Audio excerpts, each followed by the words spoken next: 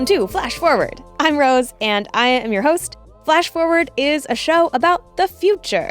Every episode, we take on a specific possible or not so possible future scenario. We always start with a little field trip into the future to check out what exactly is going on. And then we teleport back to today to talk to real experts about how that world that we just heard about might actually go down. Got it?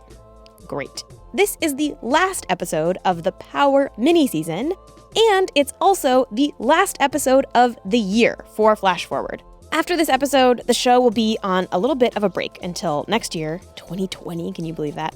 And we'll be back in the spring. At the very end of this episode, I will include a little recap on how this year has gone and what lies ahead for me and the show. And I will also reveal some of the references from this season, the thing that I always mention at the end. I'll tell you what some of them were. Also, a quick note that this episode does reference gun violence, mass shooting, suicide, and pornography. You can find exact time codes for those topics in the show notes. Okay, as always, let's start by going to the future. This episode, we are starting in the year 2022.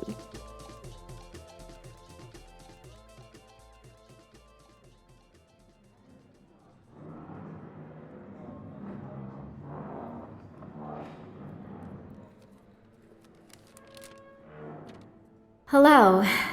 Thank you. I'm honored to be given the opportunity to testify today.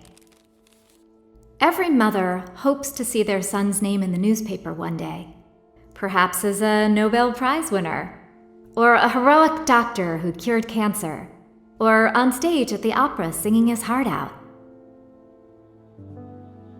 Last week, my son's name was in the paper, but instead of being my greatest triumph, it was my worst nightmare.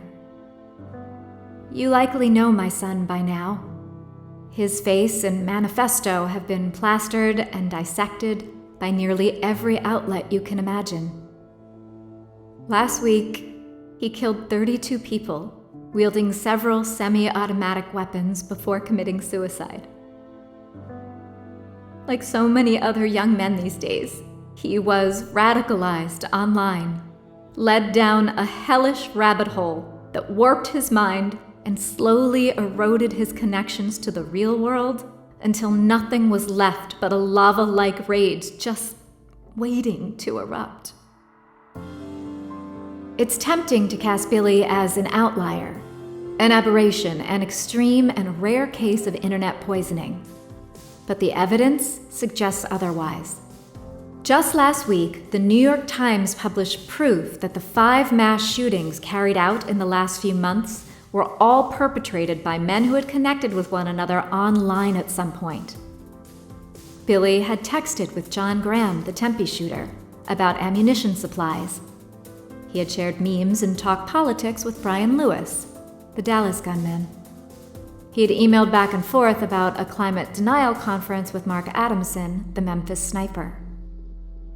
They were friends, palling around, recruiting new members, and spreading their sickness to others online. And it's not just extreme acts of violence that the internet is spreading like a contagion. Racism, sexism, homophobia, ableism, transphobia, it's all seeping out from our devices and into our brains. Experts estimate that today, over 20% of America is unvaccinated thanks to conspiracy theories pushed by anti-vaccine advocates online. A full 15% of Americans believe that the Earth is flat. 30% reject the scientific consensus that climate change is real. Online bullying has become an epidemic. Just last week, researchers at Northwestern University published work suggesting that the suicide rate among teens is 10 times higher than it has ever been in human history. We cannot stick our heads in the sand any longer. My quiet, strange, lonely boy is no longer an exception. There is a darkness spreading, a deep, fundamental sickness. The internet is poisoning us all, and it's time we did something about it. It's time to admit that it's too dangerous, too toxic for public use. It's time to walk away from the internet. I'm No, Luddite. Nor do I desire to go back to the Stone Age or drive a horse-drawn carriage to work. Technology has given me everything. I'm here talking to you today because of technology. But I can also see, can guess, where this path leads. And it's not a world I want to live in anymore. Think of it this way.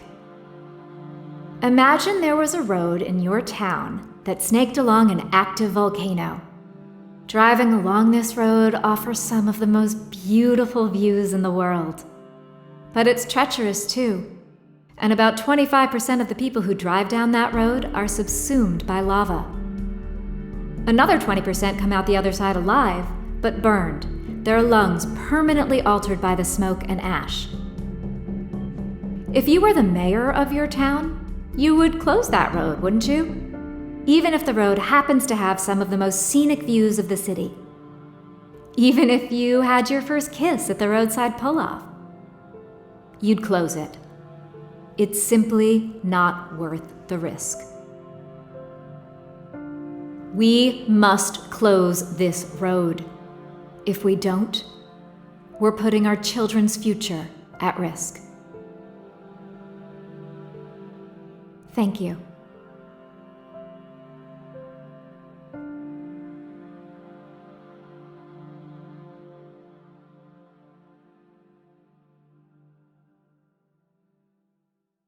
Okay, so longtime listeners know that I often like to do something a little weird with the last episode of the year. So one time I fed every script from Flash Forward into an algorithm and I asked it to generate a future for us to discuss. And this time, I am taking you down a very strange rabbit hole into this hypothetical scenario that I have been sort of obsessed with for years now. It all started way back in season 1 of Flash Forward, where I did an episode about a future in which the internet was shut down worldwide. The gist of that episode is that it would be really, really hard to actually do that. If it happened by accident, that probably means there was some kind of other apocalyptic event, at which point the internet is probably the last of our concerns. But one of the experts that I talked to, Finn Brunton, a professor at NYU, posed another way that we might lose the internet. Not globally, but maybe more locally. Here is what he said, and I'm sorry that the audio on this is not great. This was before I improved the recording setup for the show, but here's what he said. And then there's the last scenario, which is in some ways the weirdest, but also the one that, to be totally honest, as a historian, I find the most believable, or at least kind of the most fun to think about. But that is where something deeply cognitively dangerous starts to take shape on the network. Some kind of comprehensive social madness. So in this version of the future, something starts to spread online. Something bad. Something evil. Maybe something like white supremacy and violence, mass shootings, bullying. Maybe in retrospect, we will see all of those children who are like utterly immersed in touchscreen devices who are actually being primed for the arrival of a new religion, perhaps, a new apocalyptic cult that spreads like wildfire through sort of human cognitive space and hops across language barriers.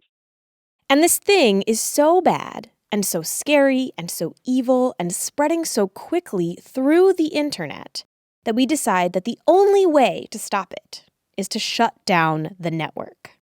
And that might be a situation in which, like, you know, riding out of the distance to come save us come, like, you know, the technology relinquishers, you know, the Amish and the Mennonites and the cranks and the refuseniks and all the people who have, in one way or another, avoided this, who can begin going around and for the global social good, shutting the system down. What Finn is describing is a moral panic, a slippery, strange phenomenon that can happen when a group or community is whipped into a frenzy of fear that something terrible is happening and must be stopped. There are tons of examples of moral panics, but you can think of something like the Salem witch trials, where a community was convinced that there were witches about, and they had to solve this problem by murdering a whole bunch of women. Or, much more recently, the panic around something called the Momo Challenge. This rumor that spread among parents that this creepy-faced avatar was convincing teens to hurt or even kill themselves.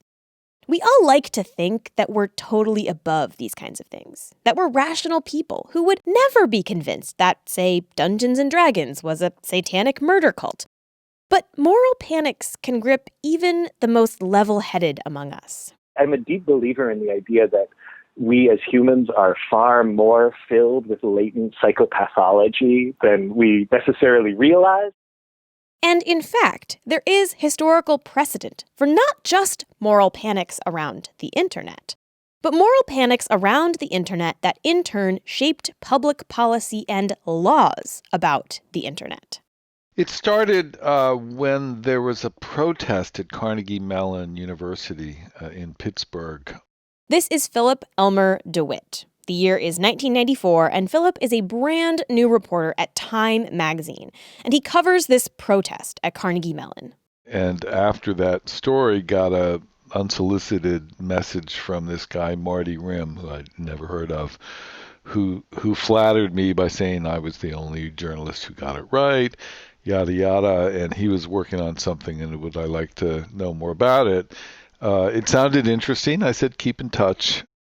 And this undergrad student, Marty, did keep in touch, sending Philip messages every so often about this project, which was his thesis project. And then just about when his thesis, I guess, his undergraduate report was done and was about to be published in a law journal, the Georgetown Law Journal, he offered me exclusive access to it.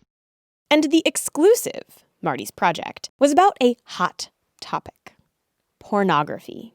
Now, porn is always a hot topic, but in 1994, Congress was actively holding hearings and thinking about what to do about porn on the internet.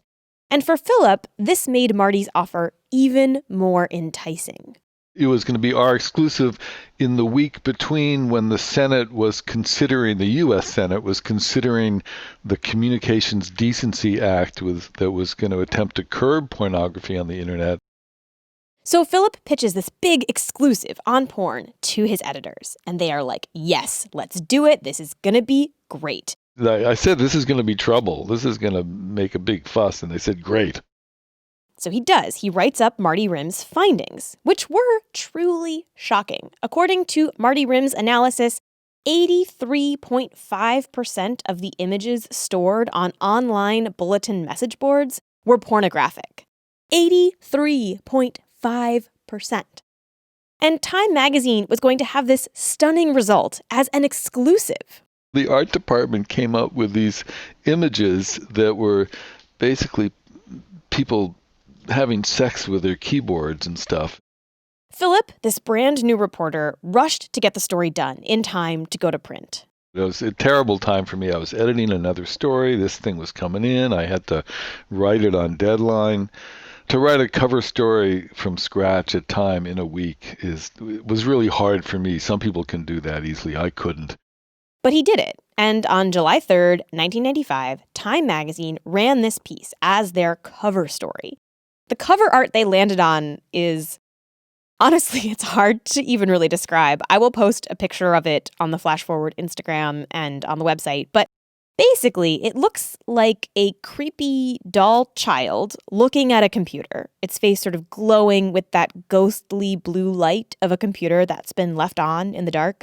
Like when you're working and it has gotten dark, but you kind of didn't notice and didn't turn the lights on, and suddenly you're working in a pitch black room, except that you're a baby and you're looking at porn.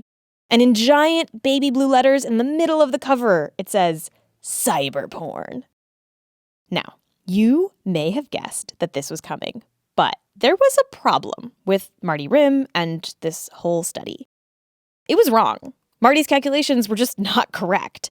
Philip had been played. He'd fallen into a trap that is every journalist's nightmare. And the worst part was that Philip kind of suspected it when he was writing the story.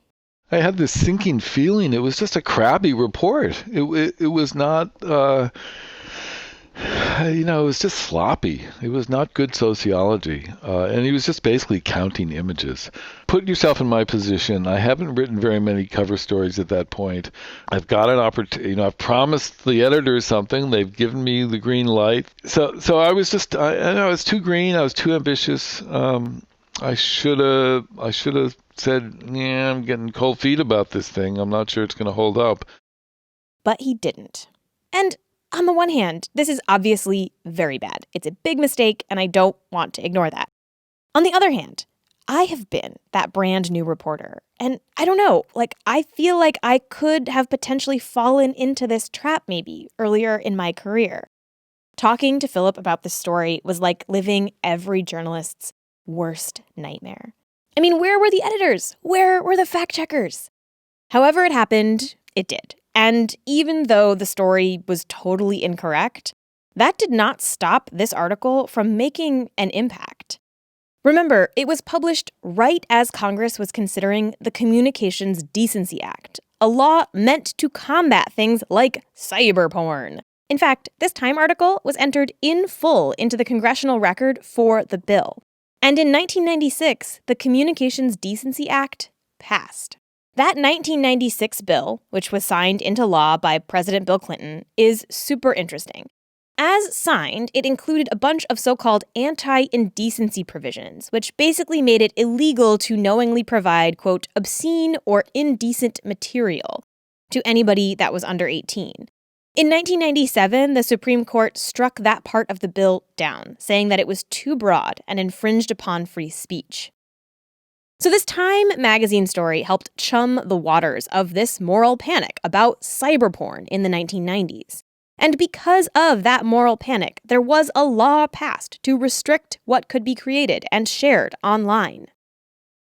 Now, there's a weird and fascinating coda to this story about Philip and Marty. Not only did the story play a small part in changing legal history, it also changed both of their lives. I actually had to change my career. I ended up leaving technology writing and becoming the science editor, something I did for 12 years at Time. So it was like momentous for me and traumatic, and the echoes of it just persisted. I would see college courses where they would assign my story as an example of what not to do. The Hot Wired, it was a part of what's now Wired magazine, awarded me the Philip Elmer DeWitt Award for bad internet journalism, which I think I still hold. I don't think anybody else ever got that award. And Marty's life changed too. He hung around for a while. He was interviewed by the New York Times when this was hot. He did a thing on ABC News, and then he disappeared. Marty changed his name and dropped off the radar. And in 2015, on the 20th anniversary of this Time magazine story, Philip decided that he wanted to find him again. I hired a private eye in New York. I'd never met a private eye before. It was fun. I got a name. I got an address. Like a good private investigator, Philip cased his target. He went to his office, parked outside his door, watched for a while. And then he finally got the courage up to actually go to the front door and knock. And I found myself knocking on the door of this house in Westchester County with a couple of dogs barking, and then turning around to look at someone and then barking at me some more. And I realized Marty Rim was probably on the other side of this door. After 20 years, he would finally get to talk to Marty face to face. Except that's not what happened. For the first time in 20 years, I got a vision of what it was like to be Marty Rim, to have me having tracked him down and knocking on his door. And I felt like a stalker, and I didn't like it. So I let him go. I left a card. I drove back home. Okay, I have to admit to you that this is the part of the story that I just truly don't understand. Why didn't you talk to him? It's not me. That's not what I do. I'm a rewrite guy. I'm not a stalker. So if he had answered the door, what do you think you would have said? I would love to hear his story, what it was like from his point of view. Marty never got in touch with Philip. He never called the number on the card. So we might not ever know what it was like from Marty's point of view. Although, if you are listening to this, Marty Rim, and you want to talk, email me, info@flashforwardpod.com. The reason I told you this whole saga of Marty and Philip is to show that a country, like the United States, might indeed freak out about something happening online and make policy decisions fueled by that freakout. And if we are frenzied enough, we might make really rash decisions based on incomplete or inaccurate information. And I don't think it would be that hard to assemble incomplete information to make this argument. So indulge me in a little bit more fantasy. Let's say that something bad takes off online. Something like what our fictional mother in the intro described. And a lot of what she said in her speech was based on real numbers. Between 2009 and 2017, depression among teens in the United States increased 69%. In the last decade, the youth suicide rate in the U.S. increased 56%. According to Pew Research, 59% of teens say they have been bullied or harassed online. A New York Times investigation in April found that white supremacists and mass shooters were connecting with one another online and citing each other in their manifestos. Many of the mass shootings in the U.S. in the last few years have been carried out by men who were encouraged and radicalized on the internet. I am not saying any of this to say that we should shut down the internet. I'm saying this to say that it wouldn't be that hard for someone to connect these dots and argue that there is some kind of sickness spreading via the network. Something deeply cognitively dangerous. Today, a lot of parents in the United States feel helpless in the face of all of this information. I have talked to lots of parents who feel like somebody in charge should do something. Of course, that something will apparently never be sensible gun regulations. So we have to do something else. And maybe that something else is shutting down the source of all of this information. Again, I am not saying we should do this. I'm saying that this is an argument that I can actually see kind of working. And to push this kind of change through in this fictional scenario that I am building, we need to invent one more thing. A coalition of parents, mostly moms, who start to really lobby their politicians to do something. And there is actually a very clear precedent that we can model this group off of. It's called Mothers Against Drunk Driving. You have probably heard of this organization, and its history is super interesting. We don't have time to go deep on this episode, but patrons will get a Mothers Against Drunk Driving deep dive in the bonus podcast this week. But the short version of this is, on May 3rd, 1980, a 13-year-old girl named Carrie Lightner was killed by a drunk driver in California. In September of that year, Carrie's mother, Candy, founded an organization to fight against drunk driving called Mothers Against Drunk Driving. And Mothers Against Drunk Driving is really interesting to me because it was very quickly very effective. In just a couple of years, they managed to change several state laws around alcohol consumption and driving rules, like changing the legal limit for blood alcohol to 0.08 instead of 0.10. In 1984, just 4 years after its founding, Mothers Against Drunk Driving had pushed through a federal law that forced states to raise the minimum drinking age to 21. There is so much interesting stuff to say about Mothers Against Drunk Driving, but for our purposes here, we'll leave it at this. Grieving mothers, especially grieving middle-class white mothers like Candy Lightner and like the mothers of these mass shooters, can be incredibly powerful lobbyists. And this is the scenario that I have been thinking about for years at this point, and that I am sort of convinced could happen. A powerful mom-based lobby, perhaps called Mothers Against Digital Dangers or Mothers Against Subversive Technology. Yes, I have designed them a logo. So this group decides that the root of all of these mass shootings and the teen mental health crisis and fake news and all of this terrible stuff is the internet. And they push to have it shut down. I actually think they would find some support for this idea among politicians in the US. But ideally, they would have one more piece of the puzzle. An ever so slightly more authoritarian ruler. And when we come back, we are going to look at some examples of internet shutdowns outside the US, what they have in common, and how we might see similar tactics here. But first, we'll take a quick break. You can take off your tinfoil hat, breathe deeply, and remember that this is all made up. For now. Okay, so here in the US, there has not ever been a state-mandated internet shutdown. But around the world, they happen all the time. Last week, Iran shut down the internet for 7 days. Over the summer, there were internet blackouts in Zimbabwe, India, Cameroon. In the Democratic Republic of the Congo, the internet has been off and on for a year and a half. So they'll go for like 3 months straight with no internet. This is Dr. Chipo Dendere, a professor of Africana Studies at Wellesley College, who does research on internet shutdowns. We also had examples in Cameroon. So the southern part of Cameroon, I think the longest they've gone is like also 3 months, 90 days without internet completely. In Benin, the government also just shut down the internet. In Algeria last June, like a year ago, the government also shut down the internet for a couple of weeks. We've also seen shutdowns in Eritrea and Ethiopia. Not all of these situations are the same, but there are some commonalities. The big one is that the leaders of these nations have the authority to do something like turn off the internet.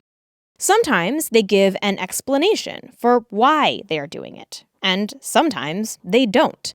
Most of the time, when they do give an explanation, it's not totally truthful. Back in the day when this first happened, in Afghanistan, it was actually the Taliban that shut down the internet. And they say that it was because the internet was spreading anti-Muslim language and that there was immoral material on the internet. And they didn't want people to have access to these things. In Ethiopia, the government claimed that an internet shutdown was to prevent students from cheating on their exams. And so they said they were worried that students were sharing exam material via the internet. So they were just going to shut it down for the exam period. But then it went on for weeks and weeks. In Cameroon, the government shut down the internet because they said it was being used to spread fake news. If you're going through Cameroon, in southern Cameroon, you might be stopped at a roadblock and you would have to show your phone and you'd have to show your social media activity. You'd have to open your WhatsApp. And because the government is really quite concerned that people are sharing all these falsehoods. Other times, governments use the excuse of security. In the DRC, they argued that the internet was causing unrest, which in turn was making the country unsafe. The internet is leading to protests, and protests are leading to destruction of infrastructure, and we want to protect the infrastructure, so this is why we're doing this. But the real reason that these countries shut down the internet is to maintain control. They don't want their own people organizing and sharing information that might cast the government in a negative light. And sometimes they don't want information about what's happening inside the country to get out.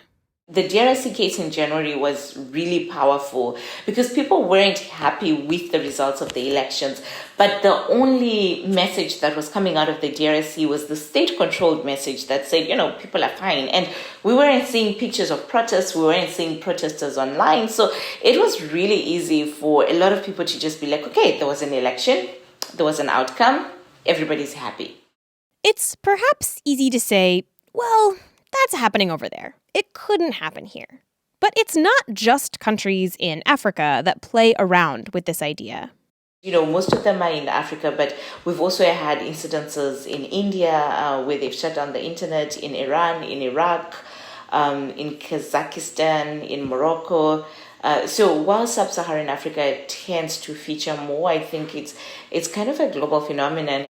In 2011, during protests in London, David Cameron, then the Prime Minister of the United Kingdom, said that he was, quote, working with the police, the intelligence services, and industry to look at whether it would be right to stop people communicating via these websites and services. Ultimately, he didn't do it, but he did consider it. Looking at these shutdown cases also gives us a chance to see what really happens when the internet gets turned off.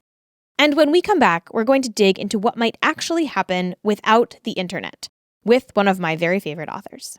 I just remember having this sudden realization that this infrastructure that we very much depended on wasn't necessarily permanent. But first, a quick break. All right, so let's say that this coalition of moms that I've been talking about convinces a future authoritarian president of the United States to shut down the public-facing internet. What happens next? To answer that, we have to talk about what the internet actually is. To me, it's anything that's touched by IP, by internet protocol. And this huge network that's getting your food and your drugs and your crappy plastic goods and everything that makes your life capable from one side of the world to the other side, and also in theory taking the trash and the waste of that back, is all very much tied into the internet. This is Tim Maughan, a journalist and the author of the novel Infinite Detail, which is very good, and you don't even have to take my word for it. The Guardian just named it the best sci-fi novel of the year. And Infinite Detail is about a world where people rebel from the internet. What is the book about? I say it's about destroying the internet and why we might want to. The book follows different groups and characters with different perspectives on the internet. You have your more intellectual activists who are trying to push back against the corporate top-down control of the internet that we see today. They are looking at it slightly in a more experimental and more kind of artistic sense. And these characters actually build a special internet-free zone in Bristol, in England. So if you go into this special area, you can't connect to your usual internet networks. The Wi-Fi doesn't work, your cell phone network is not going to connect you to Facebook or your email, but you can log on to this other network, which is a very different type of network. It's not built on internet protocol. It's built on mesh networking. And their argument really is that we have ceded too much control to the internet for every aspect of our life, from the economy to surveillance, to how we consume, to our culture. Everything has become far too centralized because of the internet. And you see this argument a lot, right? When everybody is using the same algorithms to do things like find new music or consume the news, it collapses down all the weird corners and communities online into one sort of homogenous soup. So in the book, these characters want to break that monoculture and encourage these small mesh networks that resist corporate control. But there's another set of actors at work in the book, too, called drone gods. Their concern, and this is one of my concerns really, and I found they were the best way to articulate this, is not just that we've lost control over our day-to-day lives on the internet, over how we use Amazon or social networks or whatever. We've lost control over politics as a result. And the thing that I think is so smart about Tim's book is that you kind of relate to both of these groups. It does kind of feel right now that something is wrong, something is off balance. All of these companies are enabling behavior that is bad for the world, whether that's election tampering or misinformation campaigns or treating workers terribly or pushing out small local businesses. It just feels like something is amiss in this world, even if you can't quite put your finger on it.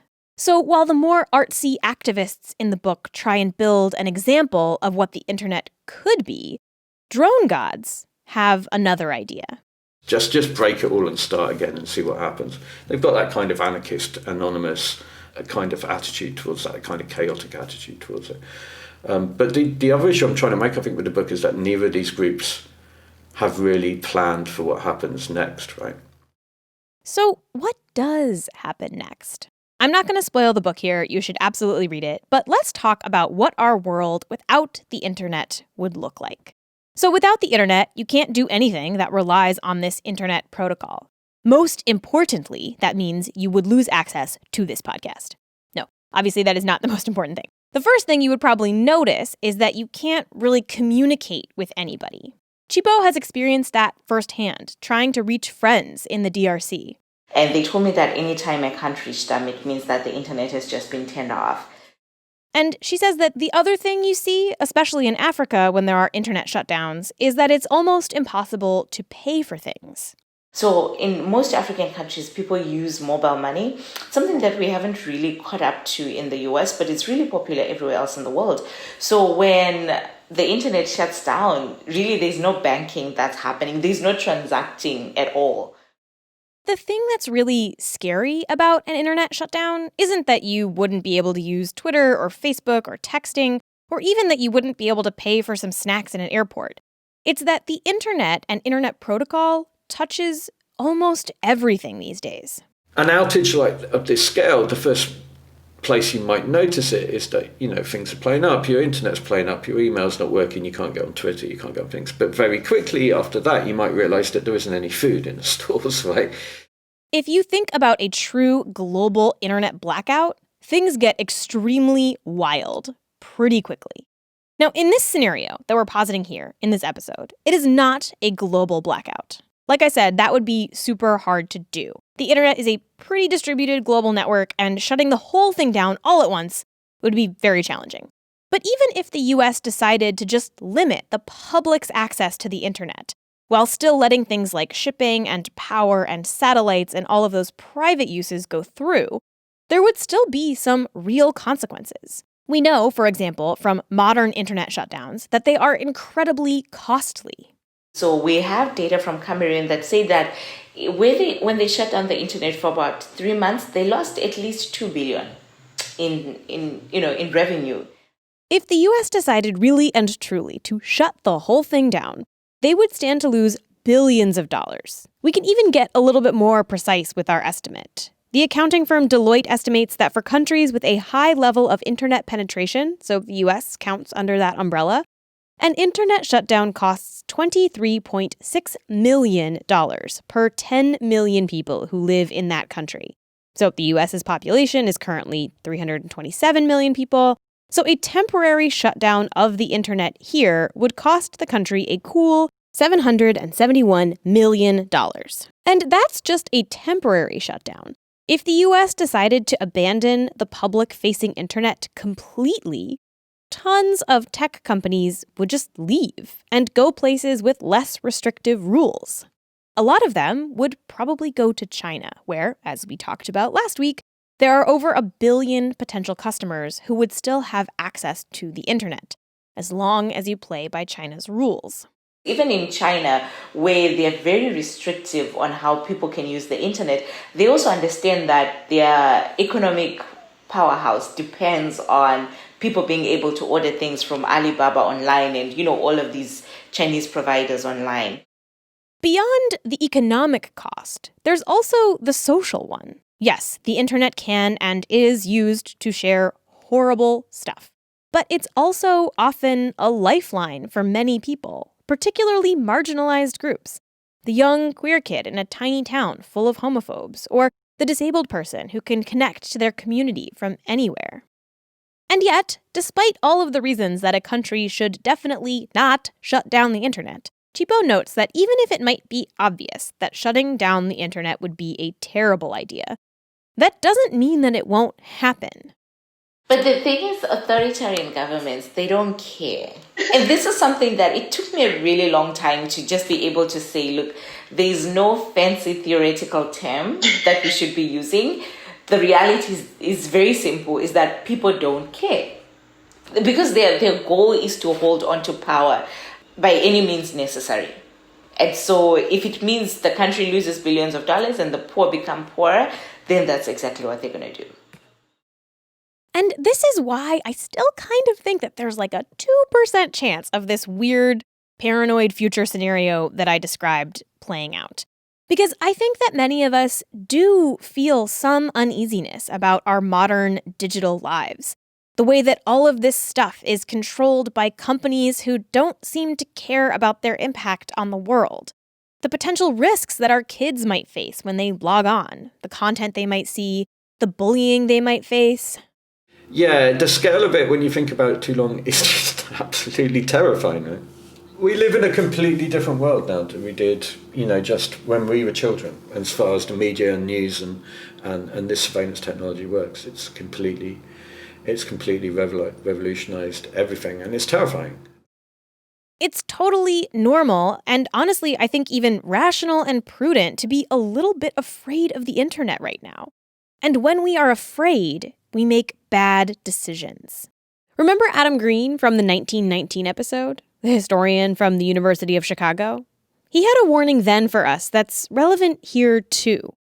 I think Americans like to believe in their better angels. And I don't care whether it's in terms of dealing with digital platforms, dealing with social networks, dealing with political partisanship, dealing with implicit bias. We always have to remember that we are shaped by our worst demons as much as we are by our better angels. And if we are not in touch with the ways in which, how easily those demons can be awakened, by misinformation, by prejudice, if we don't find ways to protect ourselves from having those demons awakened, then we're going to be driven to action by those demons as much as we are going to be driven to action by our better angels.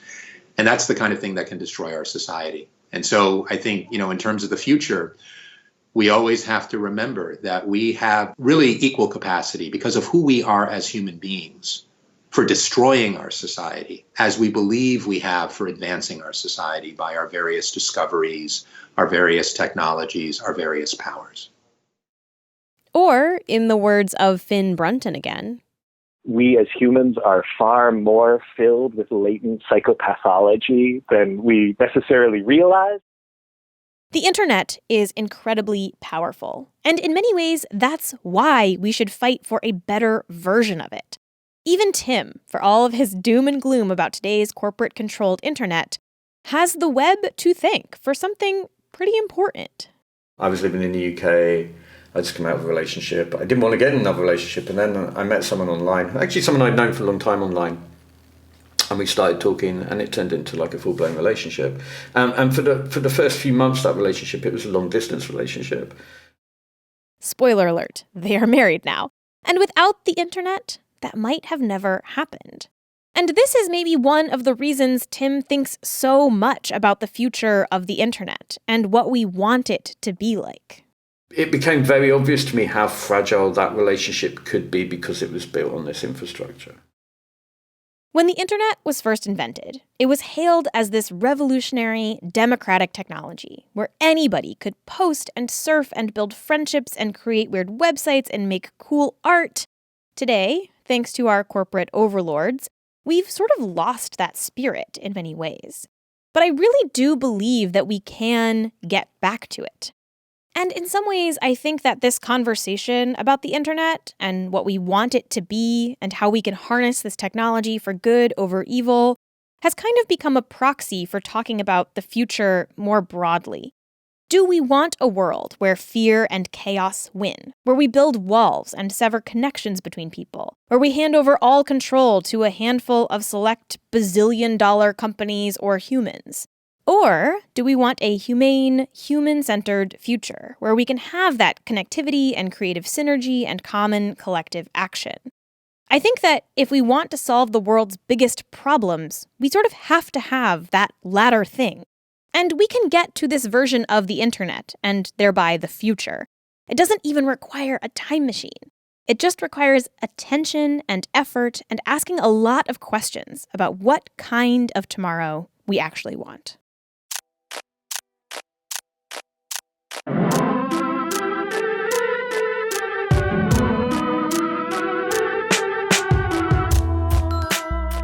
Flash Forward is produced by me, Rose Eveleth. The intro music is by Asura, and the outro music is by Hustleonia. The episode art is by Matt Lubchansky. Huge thanks to Tamara Krinsky, who played Billy's mom on this episode, and also, did you notice, played a time traveler, dipping in and out of all of the futures this season. This is the last episode of the season. As patrons know, I've been thinking a lot about what 2020 will hold for Flash Forward. I got really mixed feedback on these mini-seasons. Some people loved them, some people hated them, some people loved certain mini-seasons and hated others. Patrons are going to get a whole big recap of what I have learned this season and a sneak peek at what next season will be like. But let's just say that I'm going to make some changes based on everybody's feedback. And also, as is the tradition every year, I will do a big blog post recapping all of the stuff that's happened this year on the show, including guest demographics, the books I read this year, what I thought worked, what I thought didn't, and what I am imagining for next year. So check that out in the next couple of days at flashforwardpod.com. Patrons will also get updates even during the break between now and when the next episodes come out about how the show is going and other fun secret stuff. Speaking of patrons, this show right here that you are listening to currently, Flash Forward, is mainly supported by patrons. If you like this show and you want it to continue on to next year, the very best way to make sure that that happens is by becoming a patron. Even $1 an episode really truly does make a difference. You can find out more about that at flashforwardpod.com/support. You can also just donate one time if you want, and you can also donate as a gift for somebody for this holiday season. If you are not in a place to donate, that's totally cool. I've been there. Another great way to support the show is by heading to Apple Podcasts and leaving the show a nice review. I do read them all, which means that I see people like K Semro, let's go with K Semro, who says, "So glad this show was featured on 99% Invisible, or I wouldn't have found it. I love the mix of fictional futures and scientific information. It's been reminding me how much I used to love sci-fi as a kid. Thank you for all your hard work on these wonderful episodes." Thank you, friend. And thank you to Roman and 99PI for having me on recently. And hello to all of you who may have heard about the show because of that episode about peppers. I recently found some very moldy peppers that I had brought back from that reporting trip in the back of my fridge. Your ears are a much better reminder of that story than the moldy peppers that I threw away. Anyway, if you want to suggest a future I should take on, send me a note on Twitter, Facebook, or by email at info@flashforwardpod.com. I love hearing your ideas, and I am in the market for ideas for next year, so send them my way. If you want to discuss this episode or just talk about the future in general with other listeners, you can join the Flash Forward Facebook group. Just search Facebook for Flash Forward Podcast and ask to join. And if you think you've spotted one of the little references that I've hidden in this episode, you can email me info@flashforwardpod.com. If you are right, I will send you something cool. Okay, and since it is the last episode of the year, I'm going to reveal some of the references from this past year. A lot of people email me being like, "What are you talking about? Like, what should I be listening for?" So here it goes. Okay. Some of them are names of the characters in the intro script. So, for example, in the Polar Flip episode earlier this year, the two inventors in the intro sketch were named Roberta Peary and Ramona Bird after the North Pole explorers Robert Peary and Richard Byrd. In the CSI++ episode, all of the characters were named after people from the My Teacher is an Alien book series by Bruce Coville, which was one of my favorites as a kid. Other times, it is the little clips that I play in the episode. So in the Ghostbot episode, I threw in a clip from The Good Place. In the Enter Night episode, I played a clip from Are You Afraid of the Dark? So those are the things that you should be looking for. Go forth and find them. Okay, that is all for this future and for this season and this year. Oh. Come back next year and we'll travel to a whole bunch of new ones.